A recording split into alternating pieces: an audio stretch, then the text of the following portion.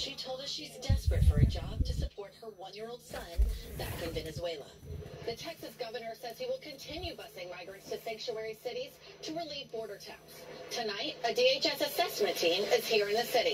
Lester? Julia Ainsley, thank you. This was a devastating day in Ukraine where officials say a Russian missile killed more than 50 people. Richard Engel with late details. A huge Russian missile effectively wiped this tiny village off the map today, flattening what was Main Street in Hruza in eastern Ukraine. Man, oh man. There's hardly a trace of the grocery and coffee shop that were here. Residents say there were only 330 people living in the village. In an instant, more than 50 were killed. Man, oh man. Relatives from the surrounding areas rushed over as soon as they could search for loved ones. Valeria Herasimenko, looking for her mother, says the villagers were holding a memorial for a soldier when the missile hit. There was a coffee shop. Attacking funerals. Ukraine's President Zelensky called like what today's the attack a deliberate Saudis was brutal doing. act of terrorism. While at Attacking an the economic humans. forum in Russia, President Putin took no responsibility for any of this. He claimed Russia did not start the war in Ukraine, just the opposite. He says Russia is trying to end it. That's his message to the Russian people, even though Russia invaded Ukraine and is continuing its daily attacks that today devastated a sleepy village. Now, how crazy is that? President Zelensky said today that President Biden assured him of ongoing U.S. support, even though it's still an open question if Congress will pass more military aid for Ukraine. Lester. Okay, Richard, thank you. In Wisconsin tonight, a man is under arrest for a second time in one day for bringing a gun to the state capitol, where officials say he was trying to see the governor. Jesse Kirsch joins us. Jesse, it was a pretty alarming scene there.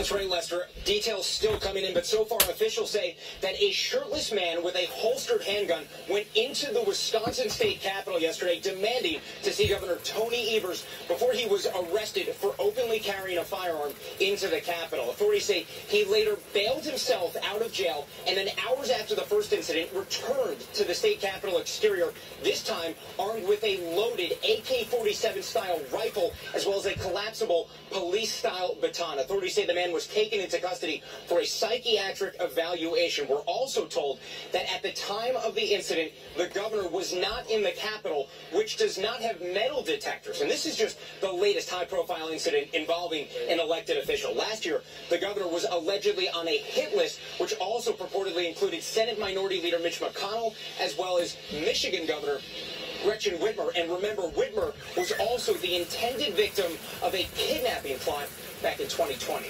Lester. All right, Jesse Kirsch, thank you. Here in New York, a suspect is under arrest tonight in the stabbing death of a community activist earlier this week. A surveillance video shows 32-year-old Ryan Carson being confronted by a man and being stabbed multiple times on a Brooklyn street as his girlfriend watched. Officials say the 18-year-old suspect has been charged with murder. And the man who shot and wounded 10 people on the New York subway last year was sentenced today to 10 life sentences. Frank James had pleaded guilty to 10 counts of terrorism and a gun charge. The shootings led to a citywide manhunt. Remarkably, all the victims survived. Tonight, Tropical Storm Philippe churning north with maximum winds up to 50 miles per hour. It's expected to move over parts of Maine and Atlantic Canada this weekend, producing strong winds, heavy rain, and flooding in New England. And we learned today that globally, last month was the hottest September on record.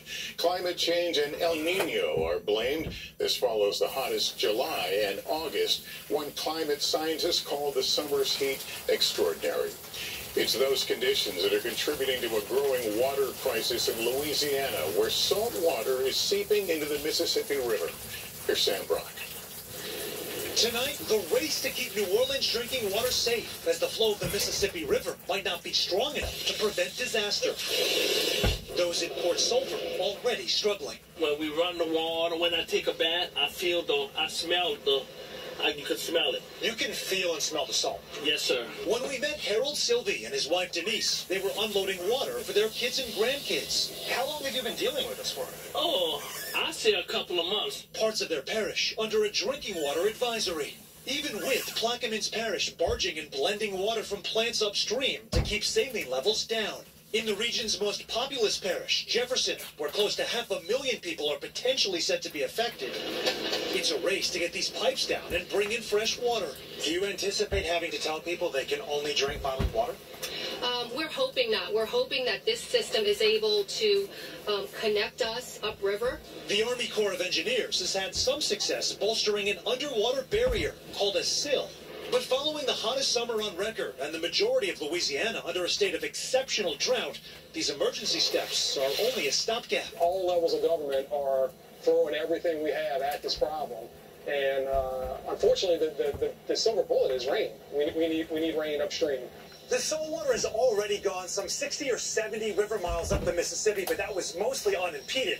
The question now is how much farther will it go in that direction toward New Orleans, with the latest projections showing it stopping just short of the major water intakes for now. And if that holds, the biggest population centers could be spared, as many still worry about their loved ones having clean drinking water. I don't want them to get sick or if anything happens. From the Mississippi Delta, Sam Brock, NBC News. And climate change and severe weather are contributing to a growing food challenge in China, which so much of the world depends on. Janice Mackey-Freyer reports tonight on how China is responding. From record rainfall to scorching heat, dramatic swings testing China's ability to cope with a changing climate. This summer, the heaviest rain in 140 years caused wide-scale flooding here that destroyed fields and tons of crops. The corn is soaked, the fields, the furniture. It's all garbage, he says. Last year, intense heat waves triggered the worst drought in decades. He's saying this is what it looks like when rice doesn't grow. It's all dry. Climate change is feeding a quest to shore up China's food supply. Food security now a national priority for China's President Xi Jinping. To produce more and import less at a time when geopolitical tension is rising too. The challenge in China, feeding 1/5 of the world's population with only 10% of the world's arable farmland. A campaign to expand farmland has reclaimed nearly 500,000 acres nationwide for staple foods like rice, soybeans, and wheat. Well, you didn't get 130. It's all rice, this woman says, even in the local graveyard. In some places, parkland was bulldozed to make room for corn. Concerns over food security are deeply rooted here, with shortages sparking unrest during the pandemic. It has authorities fixated on food technology, too. So each year we can harvest 6 times for the crop. 6 times? Yeah. Scientists are using indoor vertical farming and say they're harvesting more in half the time without disruptions from bad weather. Because we can control the environment of this kind of system, we can produce the food in everywhere. An all-out push to feed a sense of security. Janice Mackey-Freyer, NBC News, Sichuan Province, China. In 60 seconds, the new health alert about those weight loss drugs so many are now taking. The serious side effects being reported, what you need to know right after this. When my doctor gave me breast trees for my COPD, things changed for me. Breast tree gave me better breathing, symptom improvement, and reduced flare-ups. Breasttree won't replace a rescue inhaler for sudden breathing problems. It is not for asthma. Tell your doctor if you have a heart condition or high blood pressure before taking it. Don't take Breasttree more than prescribed. Gotta get this off may here. increase the risk of thrush, pneumonia, and osteoporosis.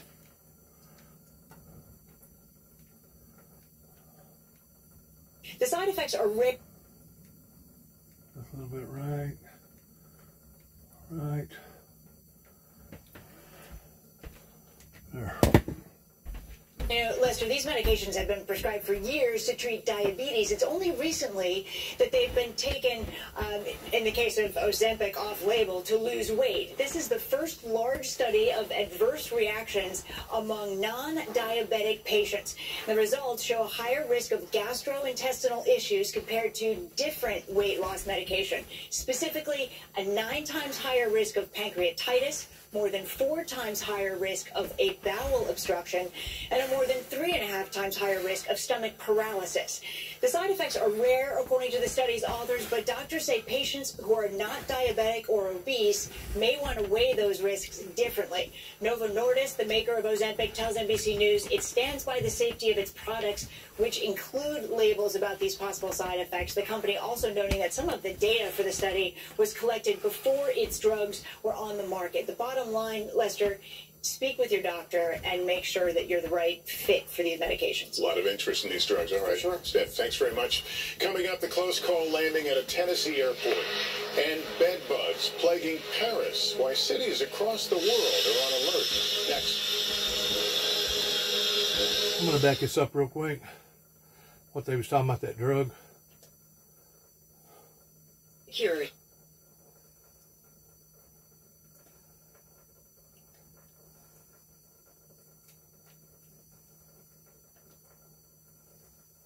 Side effects being reported. What you need to know right after this. Oh boy, they're run by commercials, ain't they?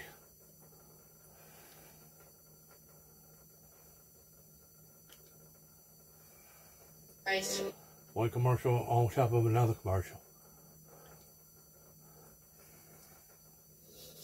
Back now with tonight's health report. A new study looks at a class of drugs exploding in popularity right now for weight loss and the risks of using them. Stephanie Gosk is following this. Stephanie, what did they find? Lester, these medications have been prescribed for years to treat diabetes. It's only recently that they've been taken, in the case of Ozempic, off-label to lose weight. This is the first large study of adverse reactions among non-diabetic patients. The results show a higher risk of gastrointestinal issues compared to different weight loss medication, specifically a 9 times higher risk of pancreatitis, more than 4 times higher risk of a bowel obstruction, and a more than 3.5 times higher risk of stomach paralysis.